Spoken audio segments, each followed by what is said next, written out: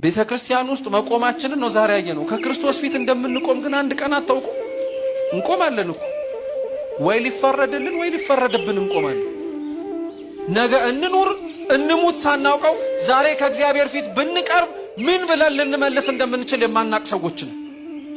ዜና አበው ላይ አንድ ታሪክ አለ፣ በደንብ አድርጋችሁ ስሙ። አንድ ልጅ ነው ይባላልና ሁል ጊዜ እናቱን ገዳም ገብቼ ካልመነኮስኩ እያል አስጨንቃት ሁሌ። እናቱ ደግሞ አረተው ይብቃህ እባክህ፣ አሁን የምትኖረው ኑሮ ይበቃሃል፣ ይቅርባል። በፍጹም እኔ የነፍሴ ነገር ያሳስበኛል። ገዳም ገብቼ ካልጾም ካልጸለዩ ካልሰገድ የትህርምት ጽኑ የሆነ ህይወት ካልኖርኩ ምን ዋጋ አለው አለ። ብትለው ብትሰራው እምቢ አለ። መጨረሻ ላይ ያለው አማራጭ ምንድነው? እናቱ በቃ ሂድ ገዳም ግባ አለች። ገዳም ገባ። እንደተናገረው እጾማለሁ፣ እጸልያለሁ፣ ሰግዳለሁ፣ መጸውታለሁ፣ ትህርምት ህይወት ውስጥ እኖራለሁ እንዳለው ምንም ሰነፎን ቆየ። በእድሜ ምንም ሊስተካከል አልቻለም። እየሰማችሁ ነው? ምንም ሊስተካከል አልቻለም። ቀጠለ። መጨረሻ ላይ የተወሰነ ጊዜ ከቆየ በኋላ እናቱ እንደሞተች ሰማ። አዘነ፣ አለቀሰ። ሄዶ አይቀብራት ነገር ገዳም ስለገባ አልወጣም አለ። እያለቀሰ እያዘነ እዛው እንቅልፍ ወሰደ እና እግዚአብሔር ራእይ አሳየው። ጻድቃን በቀኝ ኃጥአን በግራ ቆመው ከክርስቶስ ፍርድ ሊቀበሉ ወይ ሲኦል ወይ ወደ ገነት ሊገቡ ማለት ነው። እናቱ በግራ በኩል ቆማ አያት፣ ሲኦል ልትገባ ማለት ነው።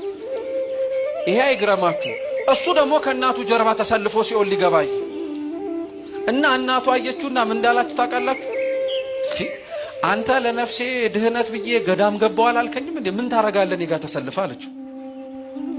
አፈረ፣ በጣም አፈረ። ልዳን ብሎ የሄደው ሰውዬ የሚድንበት ቦታ ላይ ሆኖ መኖር ግን አቅቶት ስለነበር በጣም አዘነ። ክርስቶስ ወዲያውኑ መልአኩን ላከና ምን አለ መሰላችሁ? በተመሳሳይ ስም የሚታወቅ ሌላ መነኩሴ ነው አምጣልኝ አልኩ እንጂ እሱን አይደለም፣ እሱን ነፍሱን መልስለታል። ወዲያውኑ ከሚያየው ራእይ ነቃ፣ ደነገጠ፣ ፈራ። ወዲያውኑ ስንፍናውን ትቶ በጉብዝና በንጽህና በቅድስና ቃል የገባውን ህይወት መኖር ጀመረ እና ህይወቱ ተለውጦ የተስተካከለ ኑሮ መኖር ሲጀምር ገዳም ውስጥ በስንፍናው የሚያውቁት ሰዎች በሙሉ ተሰብስበው አረ ይበቃሃል፣ ጾምህ፣ ጸሎትህ፣ ስግደትህ፣ ትህርምትህ ህይወትህን እንዳያሳልፈው አሉት። ይህ መነኩሴ ምን ብሎ መለሰላቸው? እናንተ አልገባችሁም። የእናቴን ክስ ሰምቼ መቆም ከከበደኝ እግዚአብሔር ፊት እንዴት ብዬ ልቆም እችላለሁ ፍርዱን ስሰማል?